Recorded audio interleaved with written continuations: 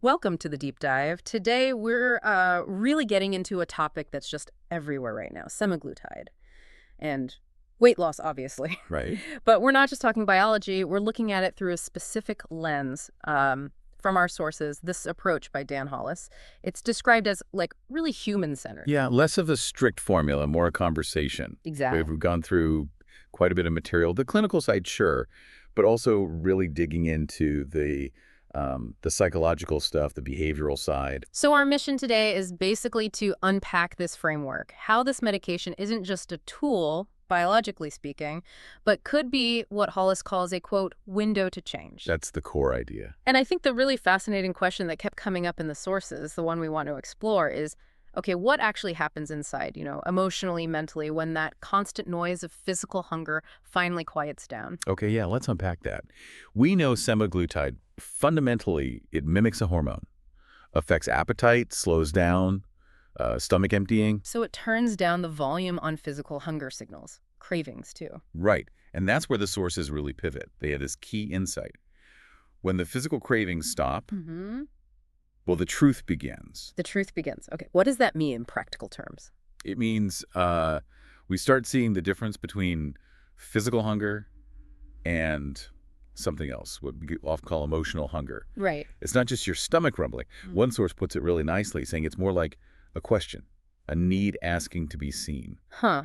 So if food has been maybe the default response for things that aren't actual hunger, like boredom, stress, loneliness, maybe even celebrating, Yeah, all of that. when the medication quiets the physical drive, those other things, those underlying needs or emotions, they just surface more Yes, clearly. exactly. It's like you've turned off the static. Yeah. And yeah, this quiet phase, it's not always comfortable. It can definitely bring feelings to the forefront, things that maybe eating patterns use to soothe or mask. So the sources say this first stage is really about just observing, not fixing right away. Yeah, just listening, paying attention to what comes up in that new space without judging it. Okay, let's quickly touch on the science bit again. Semaglutide, people know it as Ozempic.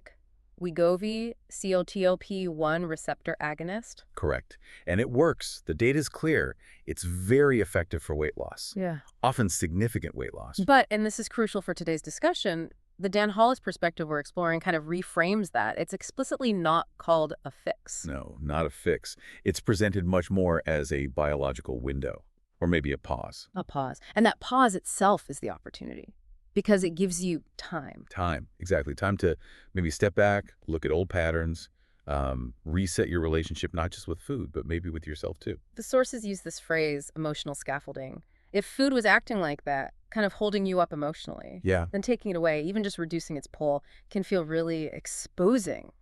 Vulnerable. And that vulnerability, that discomfort, it's presented as part of the work.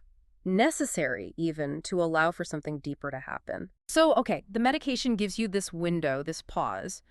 What then? What do you do in that window? The Hollis framework isn't just eat this, not that. No, definitely not. It's described more as a framework for actually using that window to make, well, fundamental changes. Right. It recognizes that the weight loss itself, the physical part, that's just one piece. If you want that change to last, you have to address the habits, the identity questions, the underlying needs that pop up when the physical hunger isn't shouting so loud. Okay, so let's get into some of those principles from the sources. What does this framework actually suggest? Well, one of the first big ones is rewire the rituals. Rewire rituals. Okay. Yeah, it sounds simple, but it's easy to just think, oh, I'll eat less. But the sources really stress that even when you're not feeling physically hungry, those ingrained habits, the rituals around food, they're still powerful. Like grabbing a snack automatically when you sit down to watch TV. Exactly that. Or the office donuts, or the specific thing you always eat when stressed. The physical craving might be lower, but the action, the ritual, is on autopilot. So the idea is you have to consciously replace those moments. Yes. Find new rituals. Maybe it's a short walk, maybe journaling, maybe calling a friend. The medication gives you the headspace to actually see those habits clearly, separate from just being hungry.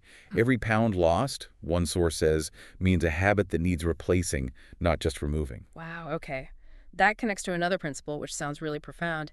Anchor identity before the weight drops. Yes, this one's huge. There's a quote, your body changes faster than your identity. That's the trap. Whoa. Say more about that. Well, weight loss is visible, right? People notice, maybe comment, it changes how you look. But the internal work, figuring out, okay, who am I now? Who am I becoming as my body changes? That's invisible. Hmm. And according to this approach, that internal identity work is actually more critical for keeping the weight off long term. Why? What's the trap? The trap is that if your self-image, your identity doesn't catch up, your brain can kind of unconsciously sabotage the physical changes. It might try to pull you back to the familiar you, even if that you is less healthy. Okay, that makes a scary amount of sense. And this links to pacing, doesn't it? The sources mention pace the process. It does. It's about metabolic pacing, not speed. And there's a pretty stark warning in there. Fast results don't mean lasting results. Pacing is protection. Protection from what? Just regaining the weight. Partly, but also protection from overwhelm. Rapid physical change can outstrip your emotional and psychological ability to kind of integrate it, Yeah. to adjust to the new reality. So slow down, let your mind and emotions catch up with your body. Basically, yes. It's emotional pacing as much as physical. Which then leads right into another principle that really highlights the medication is a temporary support. Plan the off-ramp from day one. Critically important. The idea is you need to be building the skills and strategies for life after the medication right from the beginning. Because the medication isn't forever for most people. Exactly. And the sources argue pretty strongly that the real work begins after the medication. They suggest most weight regain isn't just the physical hunger returning. It's often those underlying emotional patterns, the behavioral loops that were maybe quieted down but never really addressed or replaced. They resurface. So planning for that transition is essential. Non-negotiable, according to this framework. And you don't do this in a vacuum. There's another principle. Build the scaffolding. Right. And the sources are really clear on this. Support isn't optional. It's neurobiological scaffolding. Neurobiological scaffolding, meaning? Meaning this isn't just about willpower or toughing it out. Lasting change, especially significant weight loss, requires a robust support system. That could be emotional support from friends or family, maybe a community, professional guidance, structure, even just having the right language to understand and talk about your experience. It mentions humans deliver meaning, which is needed alongside just information. Yeah, I thought that was interesting. You can get facts anywhere, but that sense of meaning, connection, understanding that often comes from other people, and it's vital. Okay, and tying a lot of this together, the last big principle seems to be rewrite the narrative. Yes, weight loss is biology. Staying there is narrative. That's powerful. So the long game is about the stories we tell ourselves. That's the core idea. Lasting change happens when you actively work on changing those internal stories. Stories about food, your body, maybe past attempts and failures, your own self-worth. Because no medication can overcome a deep-seated belief like, I don't deserve this, or I always mess up eventually. Exactly. The real sustainability this framework suggests comes from building a new, more empowering internal narrative. Somewhere in all this, there was a mention of a practical technique. Something about signal confusion. Ah, right. That's about learning to pause when a craving hits. Instead of just automatically acting on it, you observe it. Get curious. Ask yourself, is this actual physical hunger? Or is it that question asking to be seen we talked about earlier? What's really going on underneath this craving? Trying to decode the signal. Precisely. You know, what really strikes me about this whole perspective is the link it draws between emotional hunger and identity. Yeah, it suggests that often that emotional eating isn't just a random bad habit. It could be a symptom of feeling disconnected. Disconnected from who we really are or what we truly need or value. And food becomes a substitute. An easy, temporary filler for that deeper need. That seems to be the implication. Yeah. A readily available way to cope with that sense of disconnection. So ultimate success, in this view, isn't just the number on the scale going down and staying down. It's more about achieving this internal alignment. Alignment, yeah. Aligning your actions, your habits with your evolving identity, your values. Replacing the old story, not just the old snack choice. It really represents a shift, doesn't it, from just focusing on the biology To understanding the crucial role of identity. from seeing the medication as the fix, To seeing it as a tool that creates space for meaning-making. from shame about habits, To building effective structure and support. and from that initial, maybe confusing silence when cravings lessen. To developing a conscious strategy for living differently long-term. So for anyone listening who is using semaglutide, or maybe thinking about it, this framework we've unpacked from the sources, it's really offering an invitation, isn't it? A very powerful one.